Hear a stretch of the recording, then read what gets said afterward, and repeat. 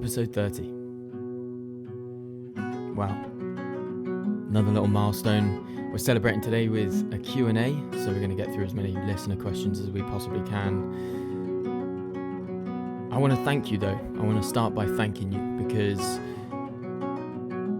since October, when I released this podcast, just on Spotify and Apple alone, we've had over 250,000 streams, over 30 episodes, over 12,500 followers or subscribers, depending on the platform, 1,200 or so ratings. Ratings are 4.9 and 5 on Apple and Spotify respectively. And we've been bumped up on the Spotify charts a few times as well. So yeah, crazy stuff, and loads of really nice comments on Spotify.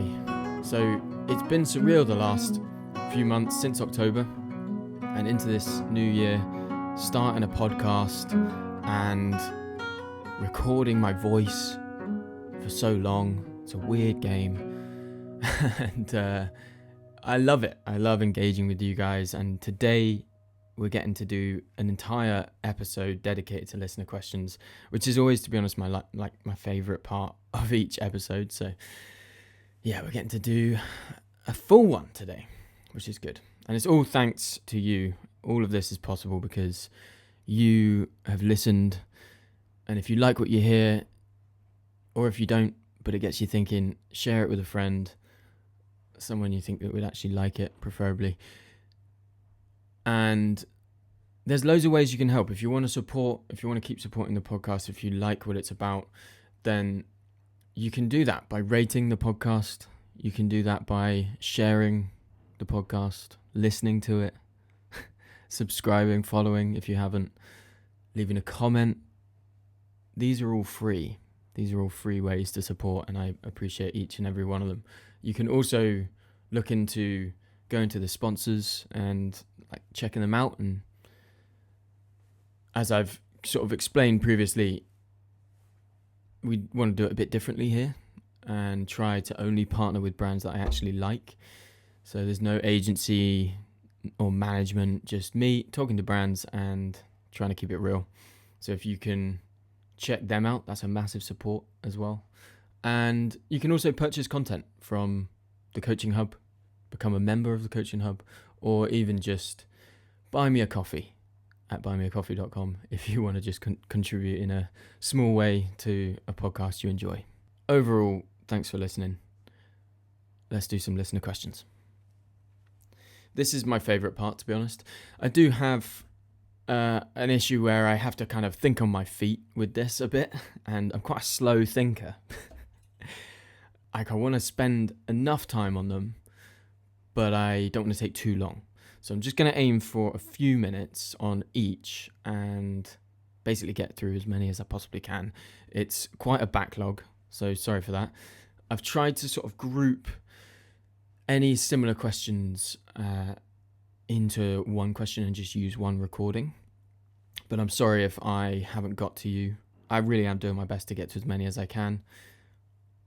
And they're all really nice, and they all coming from a great place, which is people just wanting to better themselves and wanting to improve, and it's just good vibes. So I'm hoping that you enjoy this episode, because I think it'll be good vibes.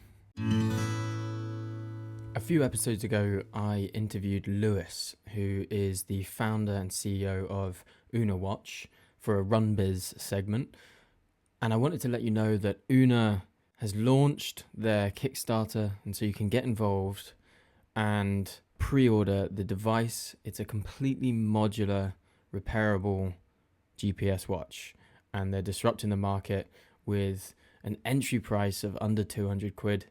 If you want to listen to my conversation with Lewis, you can go to episode 26.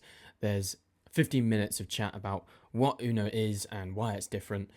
I think this is an interesting opportunity to get involved in an early stage startup that is disrupting the GPS watch industry with a sustainable option. I would get in there now if you're interested even in the concept and you want a sustainable brand to make its mark in the industry. So head on over to their website. There is a link in the bio, but I'll just say it's unawatch.com, unawatch.com, and then you can go to the Kickstarter campaign from there. Only 2 weeks left from this moment, so get involved. Right, let's do the first question.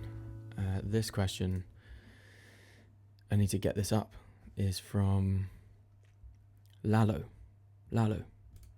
Hello, Tommy. This is Lalo, all the way from Mexico. First of all, I wanted to thank you for all the content that you put out there. Your Instagram page and your podcast has been very helpful for me and many other runners that I know. So, thank you for that. The question I have is in regards to marathon training. I recently registered for the 2026 Austin City Marathon. It's going to be February 15th next year. And this is going to be my first full marathon. I have run 1.5 marathon last year in February, and I'm going to be running 1.5 marathon this year, this Sunday actually. So my question is, I want to have a good time on the full marathon on Austin in 2026. I want to aim below 4 hours or maybe 3:30. So I have a full year of training. I'm willing to commit to it. So how would you structure the training for someone who has this question? Um, yeah, that's it. Thank you, Tommy. Big question. And congrats on all of the goals and good luck on accomplishing them. So my first answer to that question would be to go and check out episode 11 and episode 12. That's a real deep dive on how to train for a marathon and how to follow your plan, and just a really good kind of 2 episode deep dive on what it takes to train for a marathon. I think that will give you a good idea of the concept of phasing your training and what we call periodization, and that might help you sort of spread it out for a year. But basically, the real question you're asking is, it's about a year. I mean, this voice note was about 2 months ago, so it's about a year in advance, but we're looking at like at least 10 months at this point. And I would say that you want to maybe work in kind of 3-month blocks. And so split your year up into quarterly and sort of have some sort of target race at the end of each quarter. But know that only sort of 2, maybe 3 at a push of your races per year can be sort of peak performance and execution, especially when you're dealing with new distances like for you, a marathon. So your marathon will be kind of the main aim and everything else will be working towards it. But I would go with quarterly, have a race maybe like a 10K or a half marathon thrown in each quarter to just see where you're at. And just focus on base building at the start, focus on strength training at the start. At the beginning, you can kind of throw in occasional intensity or races when you're prepping for them. In a phased approach, every sort of 3 months, you can bring in a good month or 5 weeks of a lot of intensity. But for the most part, you want to sort of, this is how I do it anyway, you want to sort of ebb and flow from intense periods to low-key periods where you're focused on base and strength training and maybe even recovery. That's how I would sort of look at a year. And depending on what you're really training for, I mean, ultimately, if you're training for a marathon with a year's amount of training, you can get up to very decent volume for your marathon training block. But until then, you wouldn't necessarily need to be doing that sort of volume throughout the entire year. Okay, I'm doing my best to not spend too much time overthinking giving all of the possible answers to that question, because a lot of these questions you could spend an entire episode on. So I'm trying to say enough without feeling like I need to caveat everything I say because these can, you could go on for years discussing the optimal way to do a year's training, but that would be some general tips I'd give you, my friend. Okay, next one. Let's see if we can get through these a bit quicker. Hi, Tommy. Antonis here. I live in San Francisco for the last 12 years, but as you can tell from my accent, I am from Eastern Europe. Today I was doing the track run. It is the part of my training routine, and today the exercise plan was incredibly hard. Perhaps it was the fastest I've ever done before. Things started changing for me significantly in a positive way after I started taking iron supplements. Apparently, my iron level was low, my hemoglobin level was also very low, ferritin was also below the bar. So I wanted to hear what's your take on iron and on supplements related to that. I wanted to ask you how you perceive iron in relation to high altitude training, because I started considering doing that for the upcoming race as well. Thank you. Love your work. Please keep up doing that. Thank you, man. I think that's really an interesting question that not many people are necessarily asking, is the importance of iron. Well, maybe a lot of people are, but we do forget to check our levels, and so that's a good thing that you've done that. I would say that iron is very important. All I really know about iron is that it's important for transporting oxygen, but I don't really know how it works. So I would just say, yeah, you need a good amount of iron for like adaptation, for endurance. So they're great for endurance sports. It's great for endurance sports if you're training for long distance training. If you're training for long distance runs, then having a good amount of iron is a good idea. Supplementation could be a good move if you want to make sure you're back up to decent levels of iron. You can get it in your diet, of course. You don't have to supplement, but I think supplements can be useful for the times where you've noticed you're low and you want to just make sure you have it. But leafy greens, legumes, if you're on a plant-based diet like me, then you might be eating far more legumes. If you're not, then red meat, but we won't go into the red meat debate. So supplementation would be my first move, and I think it does or could, in theory, help with high altitude training in terms of, given that it's good for the transportation of oxygen through hemoglobin. So there we go. I think maybe you're right about all the things you've said. So thanks for the question, man. Yeah, get your iron in. Cool. Hi, Tommy. It's Mikołaj from Warsaw, Poland here. First of all, I just wanted to say that you run an amazing podcast. I absolutely love your work. I was wondering if you could share a bit more about your diet. What do your pre and post workout meals look like? And how do you feel on a plant based diet in general? Apologies if you already covered this in a previous episode. If so, could you let me know which one? Thank you so much and keep up the great work. I'm not planning this. I promise you I'm not planning the order of these things. That is actually just fluke. That we were talking about nutrition and then this came up. So plant-based diet. I'll try and give like a 1 minute quick answer, but I went vegan about 3 years ago properly, and much like the first time I tried, which was about a month and a half long, and then life scenario changed, so I was living with my parents and they weren't going to have any of it, so I went back to not eating a plant-based diet. But when I tried again 3 years ago, again I noticed quicker recovery. I noticed easier maintenance of energy levels, and I noticed a tendency to avoid shit food because I had a rule set that was you can't have anything that has animal products in it. So I stopped eating a lot of the cake on offer, I stopped eating a lot of the confectionery items on offer, and I wasn't eating bullshit calories, and my energy levels were improved therefore, because I moved away from eating crap, because I have this very easy rule set that is don't eat anything that has animal products in it. As I've sort of eaten a more plant-based diet, as I've eaten a plant-based diet for the last 3 years, you know, there's been times where I've struggled with the difficulty of finding food when I'm traveling, or you know, sometimes it's easier when you're brought up on a meat-based diet. It's easier just to think of meals that are like in that way, with protein and then the veg and some carbs surrounding it. So it's taken some kind of transformation of how I think about food and how I think about cooking food.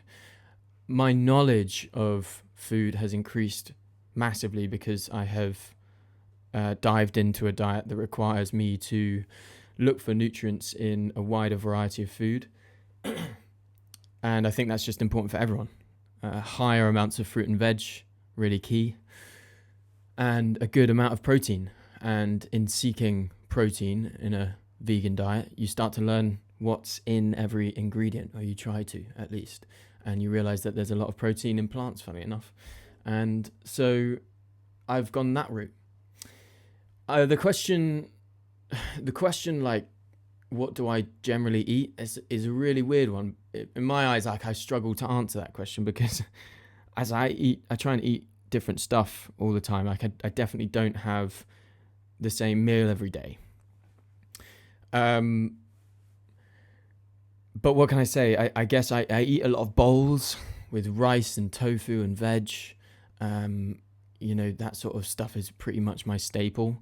And any variation of that, there'll be some wraps in there. There'll be some, sometimes, a little bit more of a Mediterranean style with dips and all sorts. I mean, I just try and eat a lot of veg, try and focus on maintaining high protein, and keep the variety up. And it's worked very well for me in the last 3 years. So there we go. Right.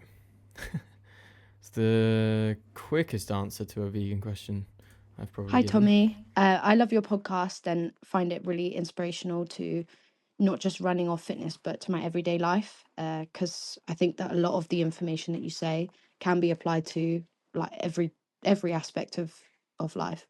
I was wondering how you keep yourself disciplined and what you say to yourself or what actions you take in order to stay disciplined, because I know that motivation comes and goes and you can't rely on that because, it's not a stable thing. Just what you tell yourself, and if you have any advice for keeping yourself disciplined, and if you could share that. Thank you. Yeah, it's a common question that I'm happy to answer multiple times, because I think it's worth thinking hard about how we can communicate differently about this topic of... Let me just move this plant. There we go. This topic of how to stay motivated, how to stay disciplined, how to have the right mindset. It's all very difficult. So I can talk about how I think about this. I think we can all agree that there's like a different personality in us depending on the thing we're doing, or a lot of us anyway. You could be focused on... I could be focused on this podcast, and the mood I'm in and the mentality I'm in and the sort of characteristics I show might be dependent on the topic of the podcast. And I'm going to act very differently as well when I'm lifting weights in the gym. I'm going to be very aggressive in those times, and I'm going to try to give myself some sort of self-talk that's going to motivate me to do the hard thing. And I think the real challenge is bringing that motivated character that is in you out at the right time, inviting them out to take over your emotions, to take over your actions, to basically just take over. That character in your mind is someone that you can personify. You can just call it yourself, but just your motivated self, whatever way you like to think of it. But this is how I sometimes think of it. If I'm not feeling like getting up and going to the gym, if I'm not feeling like getting up and going for a run, sometimes I try and just embody the person in me who is up for doing that, who wants to do that, who makes the right decision. And you're not always going to feel like you want to, but these are the moments where you challenge yourself to actually show up and prove to yourself you can do stuff that you don't want to do, that you can overcome your thoughts, that you can actually have control over yourself. And having control over yourself is recognizing what needs to be done, what should be done, what you promised yourself to be done, what you do because it aligns with your values. You compare that and you know the difference between that and what you want to do, what you feel like doing. That's what I would say to that. I mean, discipline is just a case of giving yourself some self-respect, giving yourself some respect, and following through on what you promised yourself you would do. You promised you would do it. And when you do it, you feel proud of yourself, happy with yourself, pleased with yourself. Yeah, maybe thinking about the outcome of doing what you need to do or should do instead of just succumbing to what you feel like doing. That outcome is always positive. So that might be a motivator. Anyway, I could continue. Thanks, Rachel. Hi, Tommy. This is Lindsay calling from Portland, Maine, in the United States. I really appreciate all your content. It's very helpful, especially in the ultra world. And I really like the mental health touches that you put in as well. My question is during the off seasons and between training plans, how many miles a week accumulative are you running? This past winter, or currently, before I started my spring marathon training plan, I was doing an accumulative 30 miles a week. And I did that for November, December, January, and then I went straight into marathon training. And I'm wondering if that was a little bit too much. So I'm interested to see how much you do in your off season. All right. Thanks. Bye-bye. I'm setting a timer because I'm waffling. I'm in waffle mode. So I'm going to try and keep this to 2 minutes. Off season. Thanks for the question, by the way, Lindsay. Off season. Well, I mean, to be honest with you, I don't think it's helpful to look at what I do necessarily, but I can tell you what my approach is. When I don't have races that I'm particularly training for, I feel freer to do whatever I please in my training. I know I want to work, I want to maintain fitness, but I feel freer to play around with different things. Off season for me is a time to kind of take it all a bit less seriously, drop the mileage, keep things consistent, play with maybe a static bike, or throw in a lot of time on a stair stepper, because it's like a different way to kind of get volume in. Maybe doing more strength training. I definitely do. It turns into a strength season, my off season, because I just enjoy the gym. I like feeling strong, and so I try and do some heavy lifts in my off season. But the most important thing is just recovery and getting back to a point where you feel like doing it again, where you feel like training again, and going into a block ahead of a race. So I try and find races that excite me. I then build a race plan based on that sort of a race. And then I give myself a lot of time after that to just play it by ear. Excuse me. And so, for example, this year, my last race scheduled is July.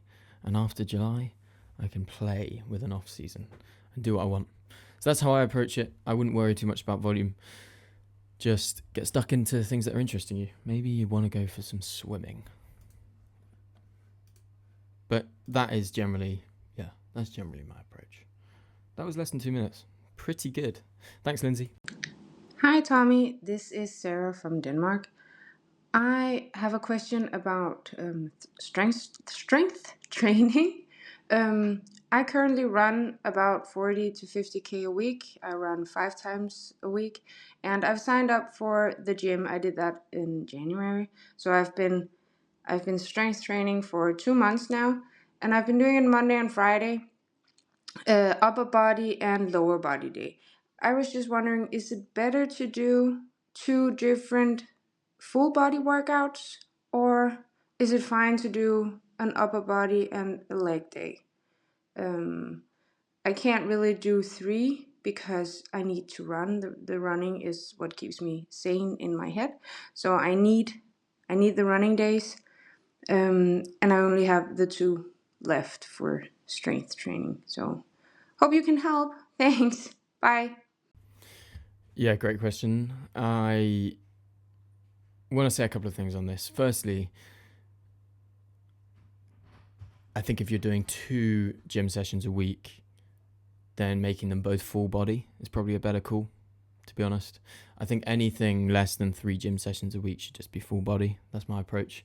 But you can obviously emphasize which general areas you're focusing more on. So it might be Monday that you do a bit more of a upper body day. And then on Friday, you do a bit more focus on lower body. Or you could do a push-pull. But I think full body is a great way to go. But I want to kind of highlight something that I think a lot of people get caught up with. And I don't want to just assume, Sarah, that you have loads of time, because I don't want to get into a debate of who's got less time. And, it's always a difficult thing to try and find time for training. But I do think we get stuck in this idea that we only have to train, that we can only train once a day. Now, there are ways to throw in running in very quick and easy ways, whether it's in the gym on the treadmill, throwing in some more running training, whether it is just considering a 10 or 15 minute jog a worthy thing to do, a worthwhile thing to do. Whatever it is, there are easy ways to get a quick, easy run in, whether it's before your strength session or whether you're doing a bit of a 20-minute run in the morning of a strength day and then also doing strength later on. There are ways to do more than a 5-2 split. You can do like a 5 run days and 3 or 4 gym sessions split if 2 of your run days are very minimal or are on the treadmill. There are ways to overlap.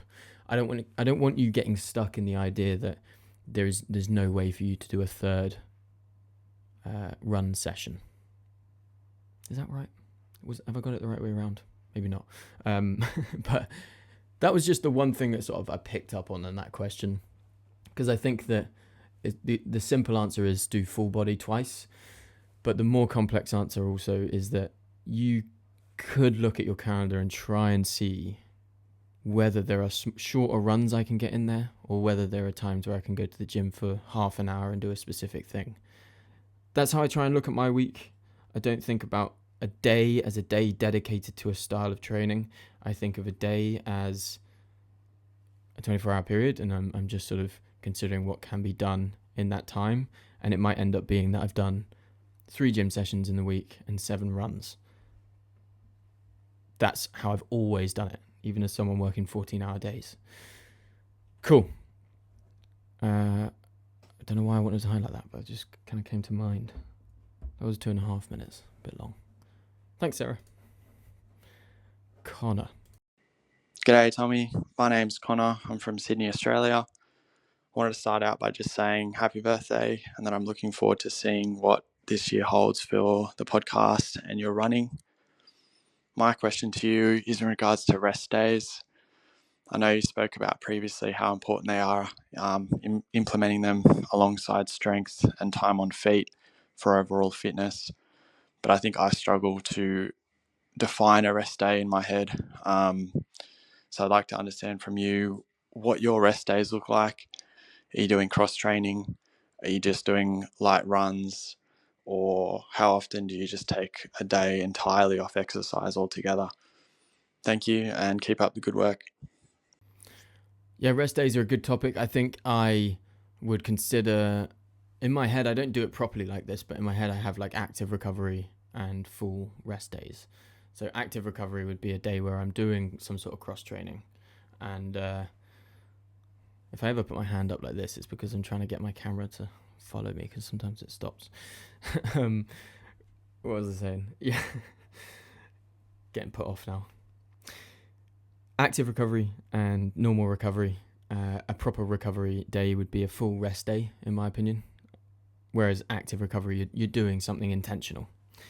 I wouldn't consider walking unless I'm intentionally walking a certain distance or for a certain amount of time as active recovery. My full rest day would also include walking around and doing stuff. But I do fairly frequently take an entire day off. And I think that I never used to work like this. I used to be scared of rest days and recovery days, but I do think they're really important. They're important for your head as well, to actually be able to take a day off and not have a meltdown about it. I think that's important, but also I just think it's really important to recover properly. And outside of getting good sleep and nutrition, I think taking and moving well, taking proper rest days and moving well is really important. So yeah, maybe once every fortnight, I would take a full day off, maybe even more frequently. But there will always be a little bit of something. To be fair, like even on a full rest day, I might go and do an easy gym session which does mean that I end up doing fewer rest days. So it's maybe not exactly 2 weeks.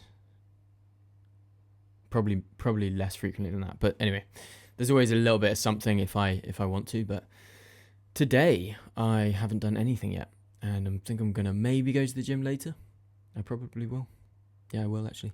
But yeah, it's a full kind of chilled day. I think for me, like, sometimes going to the gym is a very chilled thing, and I just go and kind of maybe hang on a bar, do some pull-ups, do some like mobility stuff, maybe do some like 3 sets of like a fairly heavy lift if I'm feeling good, and then I'll go, but nothing that I feel the next day. Cool. Luca. Hey Tommy, Luca here from Italy, living in London. Just wanted to say that I love your podcast and all the content that you bring us. It's really, really inspiring. Thank you very much. I do have a question for you.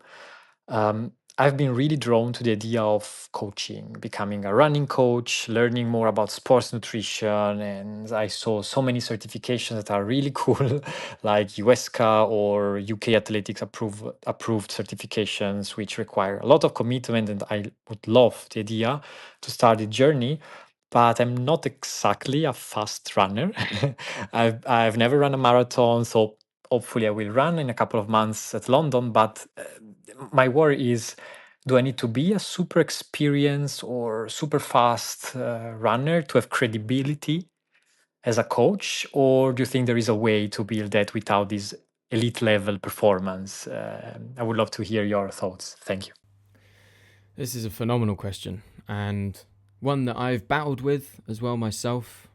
And I think every coach will have some level of battling with, especially if someone is just deciding to get into coaching. It's like, am I good enough? Will I have enough credibility? I think if you look at it from a business perspective, it really depends on who you're trying to cater for and who you think you will appeal to. There are coaches all along the spectrum, from previously exceptional runners to currently exceptional runners to runners that aren't as exceptional but are still very good, to runners that are less and less fast and quote unquote good. It gets to a point where different goals become priorities, and then right down to different types of coaching, whether it's running for weight loss specifically, or whether it's personal training specifically for running. Whatever the kind of coaching style or coaching or whatever you're trying to aim to do, I think there's an audience there, as long as it is something that you really feel like you can offer.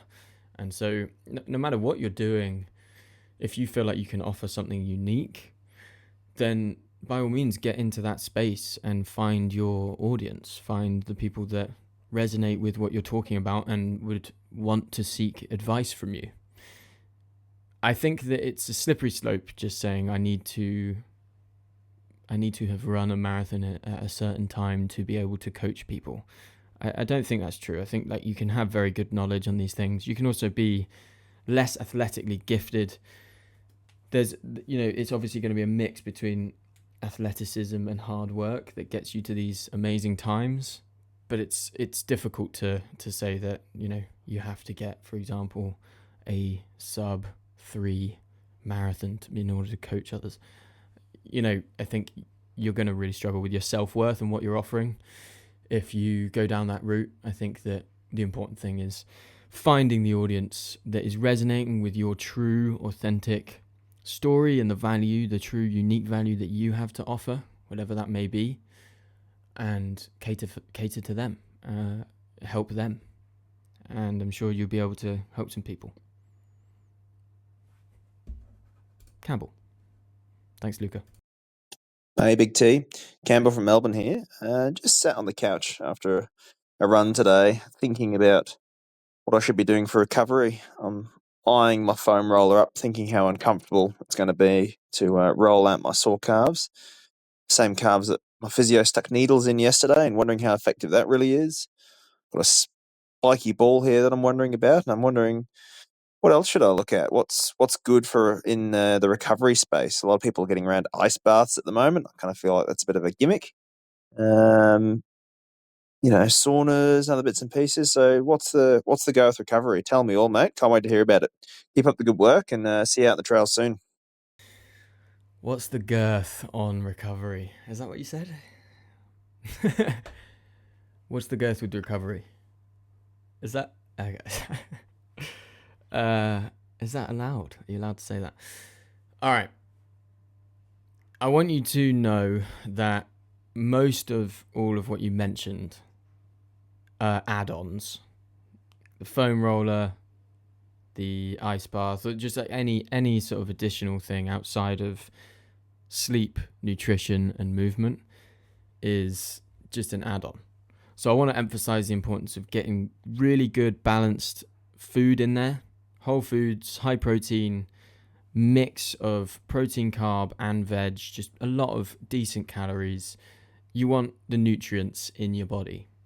You want to increase the likelihood that you got everything you need to recover. Then you want to think about your sleep routine. Is your sleep actually solid at the moment? Because if you're in recovery mode, you've got some sort of injury, focusing on a good pattern of sleep, 8 hours a night, is actually super, super helpful. And then third, movement. Are you moving it enough? How much are you sedentary throughout the day? Are you getting enough blood flow to your muscle that needs recovery? Fourth, do what your physio says. I don't know who your physio is. I don't know how good they are, but they are the professional in this scenario. Just do what they tell you to do. Stick to it. Next time you see them, they will be impressed by how much you have improved because they're so used to people not doing what they fucking say. So do what your physio says. Do the exercises. And then start thinking about all the extras. Why not? I think there's very little risk. There's very little risk in ice baths, for example, but the jury's still out on whether they really do anything. There's very little risk with a foam roller because you're not gonna put that much weight on unless you're a serious masochist. You're not gonna really damage your muscle just by pressing on it. That could help for sure. I would say muscle guns are one that I would steer clear of, especially if it's an injury. Don't start punching the muscle that's injured with a muscle gun. We could do a whole sort of 15-minute segment on muscle guns, but I do think there is definitely risk in getting something to punch a muscle 1,000 times every minute or more. I don't know how many. It feels like 1,000 times a second, 1,000 times a minute or something. I think it does, and you can press too hard on that and actually damage your muscle, damage the fascia. So yeah, be careful. But I think just get the basics right. That's what I'd say. Thanks, Campbell. Hey Tommy, loving the podcast and love your content as well. Been a fan for a couple of years. I just read Born to Run and have seen that you like to wear ultras and just got a pair myself with zero drop and I'm just getting used to it. Feel like I've had a bit of a revelation using them. I feel like my technique's much more natural and my heart rate was lower and I was running quicker. I was just wondering if all of your shoes are zero drop and what you think about eliminating hill drops from your range of shoes that you use to run. But yeah. I love this question because I also was obsessed with this idea of a wide toe box and zero drop. I went through the phase of really, really thinking that barefoot was the best way to go. I still ultimately think that if we were to get rid of all shoes and just wear kind of barefoot shoes, that there'd be a lot of issues solved across the board. A lot of people would find that, if everyone just was forced to massively drop their volume to almost nothing, wear barefoot shoes in all of their life and just run in barefoot shoes and were controlled in how quickly they were ramping up, I think that you'd solve a lot of running issues. Because I do think that you lose a lot of proprioception, the muscles in your foot and in your lower leg and all the way up, to be honest, don't get used as much when you have a cast that you're putting your feet into.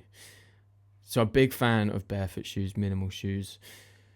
I then moved on to kind of being like, right, maybe, a good middle ground, something that I can actually run in and sort of endure in would be zero drop with some cushioning, but zero drop with a wide toe box. Does quite a lot there. Big fan of that. Still a very, very much a big fan of that. But now I have a little bit more of a range. I still don't really run in anything more than 4mm drop, but I do have some shoes that are a bit more cushioned, a bit more forgiving when I'm doing the really long distance stuff, or I want to utilize a bit of a drop for recovery. But I do try as hard as I possibly can to wear barefoot shoes in the gym and to train in zero drop as much as I can, because I think it's very helpful for calf strength. I think it's helpful for injury mitigation, and that's just my approach to that.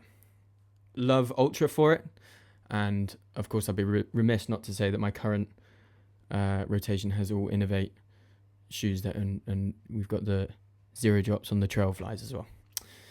Good stuff. But I love that topic. Thanks, Ben. Hey Tommy, it's Tim from Sydney. Love your podcast. I'm preparing for my first 50k trail run in a couple of months, and I'm just hoping to get your thoughts on how hard to be pushing it on the race day. Are there certain metrics that you think are best to keep to, such as heart rate? And if so, is it a case of, I want to keep my heart rate under the lactate threshold for X amount of the race, and then after that it doesn't matter, and I'll just push as hard as possible? Are there other ways that you think are best to approach the race? Really appreciate your work. Thanks again. Bye. Thanks, Tim. This is a really hard question to answer generically. How hard to push for a 50k? Super difficult to give generic advice because it also depends on the race itself. My first 50k had a very decent amount of elevation gain. I think there was something stupid like 4,000 meters of elevation. No, can't be right.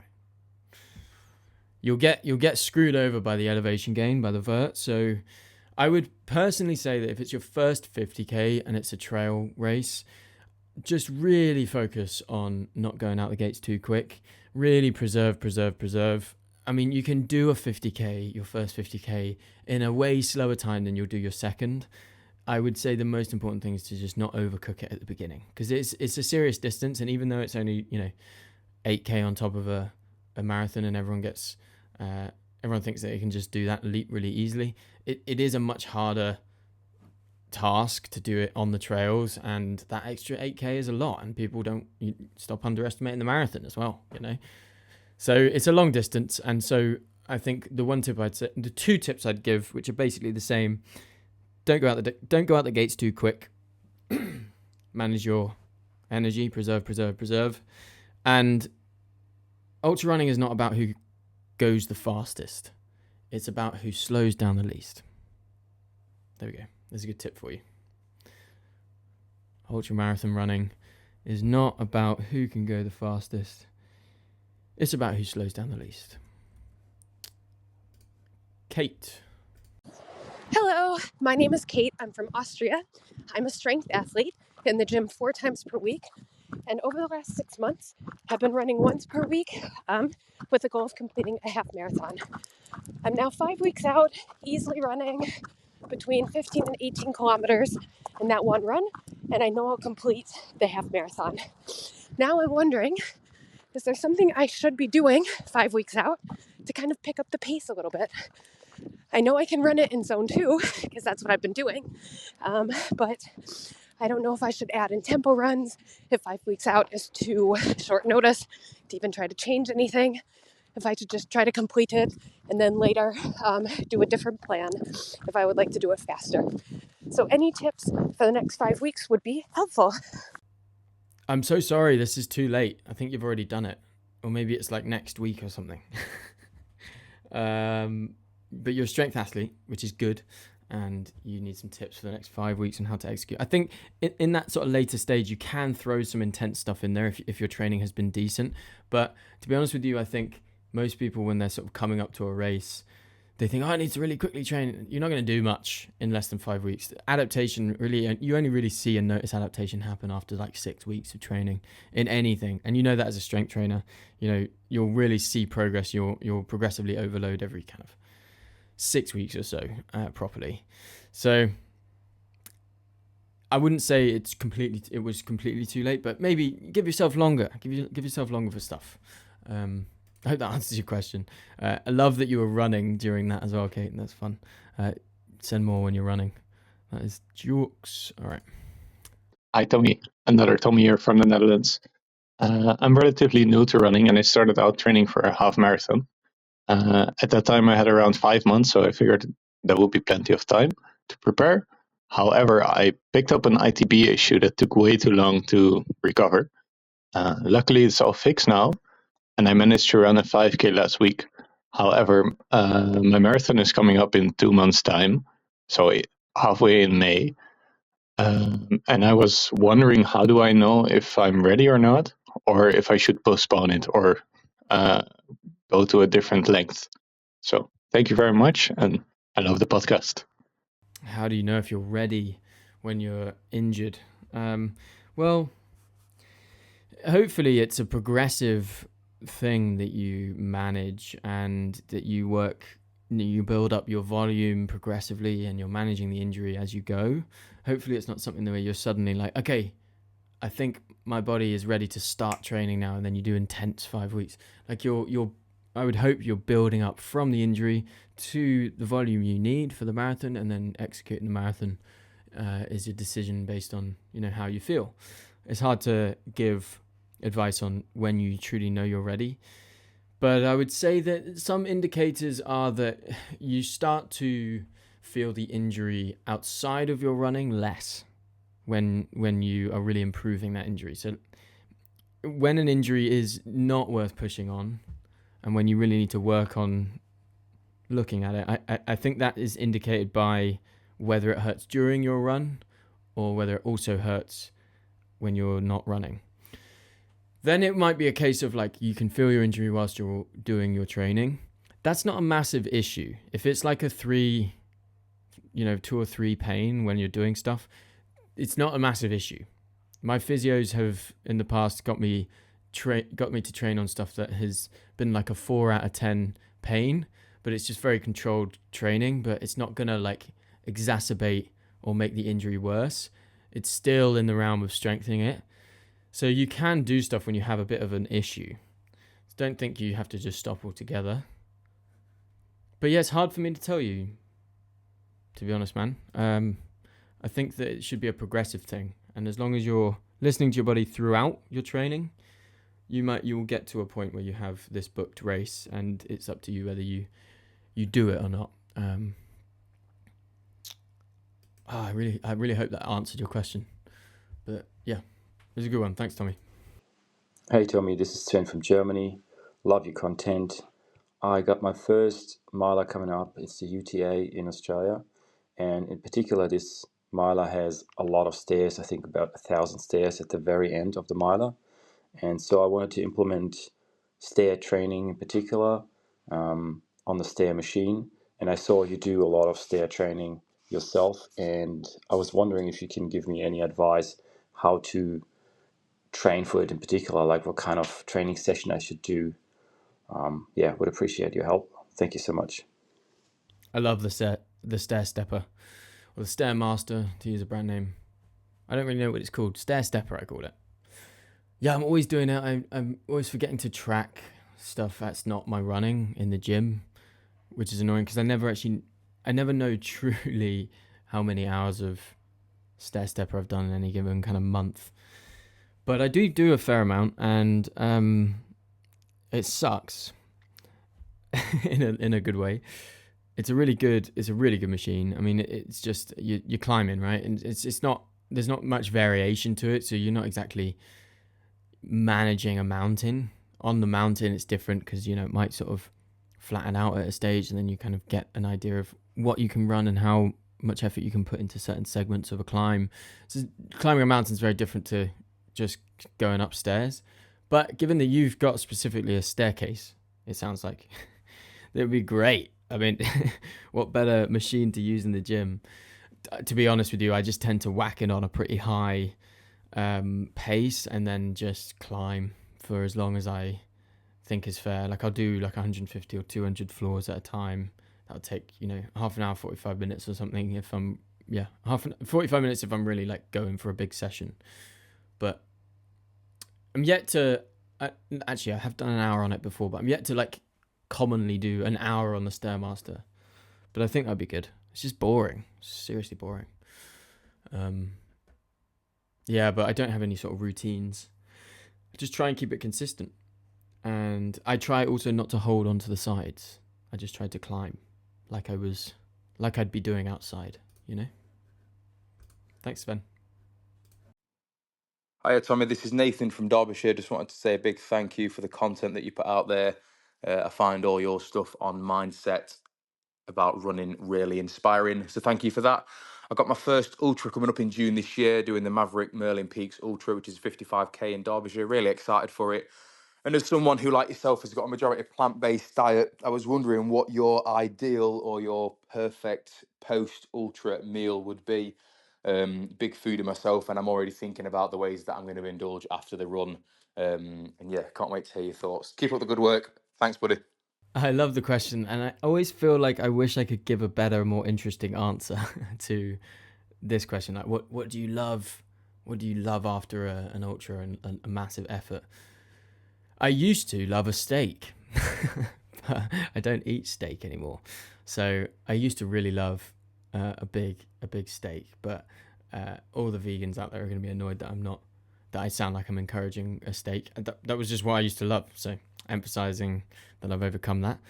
And I don't have a steak anymore, but I will just have something really dirty, like just a massive. Once I'm in the mood for food, I'll just have a massive burger type thing, whatever. Or yeah, I could always have a pizza. To be fair, actually, like I'm a bit weird. Like all my friends say that their hungover food is like McDonald's and stuff. This is what they've said for years. Like people have said, "Oh, I love a McDonald's when I'm hungover."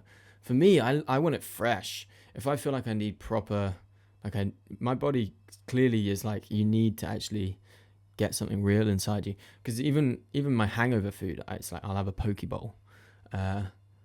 So that's the sort of stuff I like. Give me just a massive meal though. Just a massive meal. Oh, that's what I look forward to more than. That's so bad, isn't it? I look forward to just the sheer size of the meal more than specifically what it is. Just give me lots of food. Yeah. Trying to think of what I fantasize about during the run. I don't know what I fantasize about during the run. Yeah. I wouldn't have anything like pasta, that's boring. I'd have like proper, like just a huge meal. Alright, it's not even answered the question. Rubbish. Who are we on now? Yeah, thanks Nathan. Matt. Hi, Tommy. It's Matt from South Australia. I've signed up for my first 100 miler in July. I've done a couple of 100k races before, but they were a 6 a.m. start where it was try and get an early night, get up, have breakfast about 2:30 or 3 a.m., and then go out and run, whereas the 100 mile is a midnight start. So I was just wondering if you've had any experience with sort of midnight start or how you approach the day of the race and then, your sleep and your nutrition and that sort of thing, given that you're going to be starting at midnight instead of early in the morning. Thanks, mate. Yeah, this is tough. Straight into night ops. Hate it. Yeah, I don't know what my advice is because I have actually I've done Transgran Canaria, which was a midnight start, and in Madeira in a week I'm doing a midnight start again. So I'm quite scared of it because in Gran Canaria I tried to get some sleep in during the late afternoon. It just didn't happen because it was like really hot. So I would try and sleep during the day, have a nap, all that sort of stuff. I think I might be better at napping because over the last week I've had about 4 naps. What has happened? What is that about? Why in the last 4 weeks, after living a life of basically being annoyed by the idea of a nap. I used to think napping was so lazy. I was like, I'm never going to nap. Why would I nap? I used to think that I'd never recover from a nap. Every time I tried to do a nap before, I just like would wake up feeling horrible. I've had 4 naps in the last like 10 days. I don't know what has happened. Anyway, so I might be better at doing the nap, and I would advise that. But it's brutal, a midnight start. I don't know what to tell you. It sucks. So I don't have any tips on that front other than just eat a decent amount. Maybe have a massive meal, get a bit of a food coma going, take a nap that lasts for as long as you want, and then wake up at like 9, sort your stuff out, and go to the toilet, and then start the race. That's my plan. Okay. Oh, yes, Adam. Adam has 2 questions here, and I feel really bad for not answering initially, but it was a good question. But I think we probably covered it before. But both the questions are sort of linked. So one of them is only 26 seconds long, so I'm going to play them both. Hi Tommy, Adam here. I just wanted to ask a question about VO2 max and how that affects your training and sort of what it means to you and how it adapts how you train as a whole and how much you should really care about it at all, if that makes sense. Always unsure quite what to take from it. Love the podcast. Keep going. Yeah, I don't care at all about my VO2 max. Don't even know what it is, I don't think. And I don't think even if I tried to find out through an app, it'd be accurate. So don't care about it. I care about how I feel, how I'm performing, and whether I think I'm efficient with my running. Because it's not just about cardiovascular fitness either. There's my take on VO2 max. I've never cared about it. Hi Tommy, it's Adam. Love the podcast. Really enjoyed listening to it. Just finished one actually while running, and it's very peaceful to listen to and very encouraging. I was wondering on the topic of watches and wearables, as it were. I have a Garmin personally, and I was wondering how literal to take its findings and all of its statistics on the Garmin. It tells you if you're being productive in maintenance, straining, recovery, all those sorts of metrics. I was wondering if to sort of take notice of them or just, obviously I think about how I feel in real life, but sometimes I feel like the watch almost knows better than me, due to all of the extra metrics it presents. I was wondering your take on all that. Thank you. Yeah, man. It gets other people stumbling too. I think it's actually one of the biggest issues in modern running is this reliance on what tech is telling us in terms of all this data. Some of it is so important. Some of it's really good stuff. And there's companies out there that are using all sorts of technology to help on a health perspective, help entire nations get better metrics on their health. Massive leaps forward in tech on that front.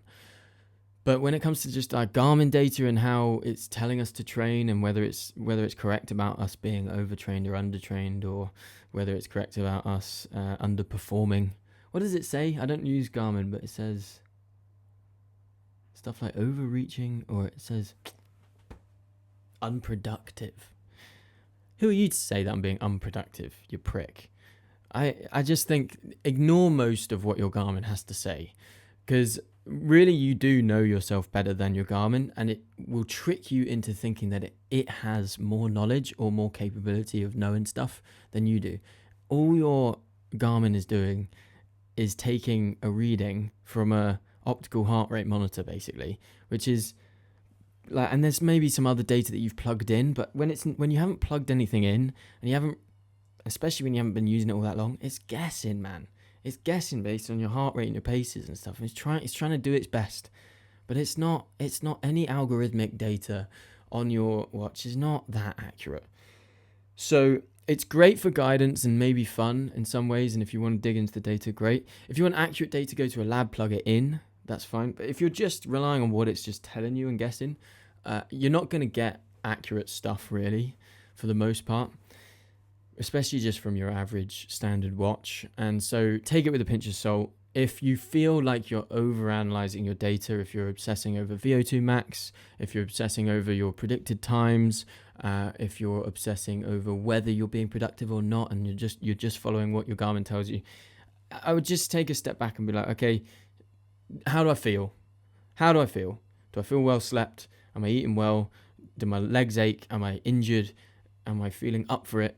You know, all of that stuff is really important. So remember to tune in to yourself, how you're actually feeling and functioning as a person, holistically, and take that information, that subjective and important information, into your training. Hey Rosia. Tommy, this is Rocio from Argentina living in Brighton. My question to you is how would you advise preparing for a first ultra? I've got my first 50 miler in September this year, and having done 3 marathons already, I'm not quite sure how to prepare for this. Should I just increase my weekly volume? How long should my long runs look like? Should I measure them by time or kilometers? Don't know. I'm a bit lost with this. Anyway, big fan of your pod and all your content. Thank you very much. Please keep it up. Cheers. Thanks, Rocio. I would say if it's your first ever ultramarathon, you want to mainly focus on just building a really big base and spending a lot of time running, a lot of time on your feet. Time on your feet is a really good way to measure it, and I would say, especially given it's your first, but there are elites out there, elite marathon runners who do it like this, just focusing on the amount of time you're out, especially if you're considering your easy training, and just measuring the number of hours that you're training for your easy training. That might be a way to go. So yeah, I would say if it's your first 50k, getting up to a point where you're training for 4 hours a weekend, and you know that could be amazing. I mean, you can do it on less, but I'm always trying to get people, if they've got enough time, to ramp up slowly and get to a point where for 5 weeks they've got a very decent amount of volume, which would look, I think, for a 50k like at least 4 hours on a weekend, a 1 and a 3 maybe. And then the rest of your training should equate to maybe 15 hours in that week for a 5-week period. That would be a good sort of aim to get to. But don't ramp quickly, accumulate volume, and focus on easy base building volume for your first ultra.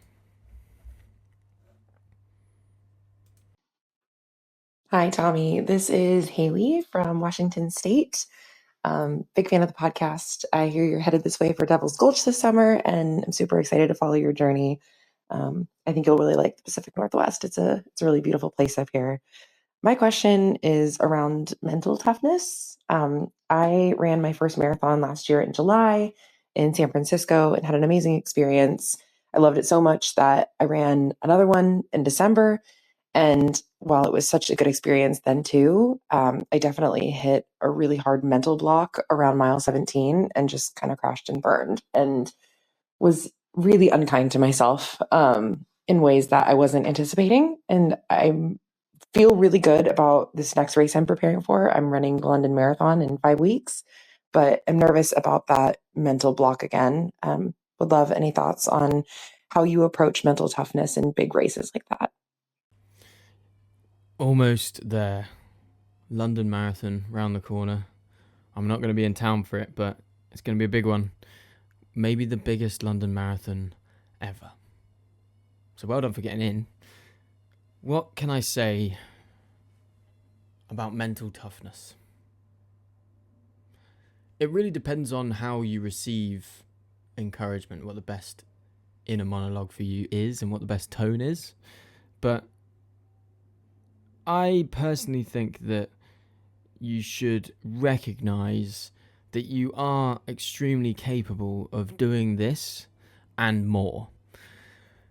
You, as you are currently, are capable of doing well at London Marathon. You're also capable of one day looking back at London Marathon and at this big challenge and being, yes, proud of yourself for doing it, but also being way less intimidated by the challenge and by the prospect of requiring mental toughness. I think that mental toughness can come with practice. And so the more you practice getting into that hole, the more you practice actually dancing with the devil, the more familiar you get with that feeling. So the more evidence you give yourself that you can overcome it. But you are more capable than you think you are. And the only time that you will think the opposite is when you are going through a physical experience that you've attached a psychological narrative to that makes that physical experience worse. Try and hone in on the actual sensory experience itself, rate it out of 10, and then just remember that you're capable of taking one more step. And be kind to yourself. Okay, we're going to do one last question. Thanks for sticking with us. Appreciate all the questions. We're going to finish it out with Mish. I want to kind of finish just by saying that if you've enjoyed the podcast, if you've enjoyed all the first 30 episodes, drop it a rating, drop it any sort of comment or engagement like we said at the start. Check out the sponsors of this episode. Get involved. I appreciate you, every last one of you. Run the Runnable. Keep showing up for yourself, and I'll see you next time. Keep showing up for yourself, and I'll see you next time. Hi, Tommy. I recently participated in an event where I didn't achieve what I set out to do. And when things got hard and it was crunch time, when the work started, I opted not to push harder. And as I think forward, I'm trying to figure out what I need to do differently next time so that I have a clear why that drives me when the going gets tough. I think I might have gotten a little bit too comfortable with the possibility of not achieving my goal. That might have been part of it. But just really keen for your input and suggestions on how to tackle something differently the second time round. Thank you. This is probably the ultimate question. How do we manage that feeling of wanting to quit? How do we make sure that we keep going? Similar to Haley's question.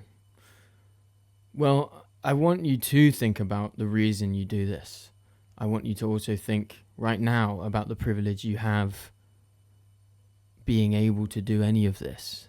The privilege you have to listen to this podcast about a hobby of yours, about something that has given you so much, maybe something that's new for you and is novel and is exciting. Think about the privilege you have to even be able to engage in this. The fact that you can try, the fact that you are able physically, that you have the freedom to do this. I want you to think about that for a second, because that alone is enough of a why to push through and to look at what we're doing here. Why are we doing it? We're doing it to work on ourselves. We're doing it to prove to ourselves we're capable. We're doing it to overcome the hard times. Those hard moments are there for a reason. They will help you. They are valuable because they're hard. Lean in and be grateful that you even get to face up to these challenges. Thanks for the questions. Love you.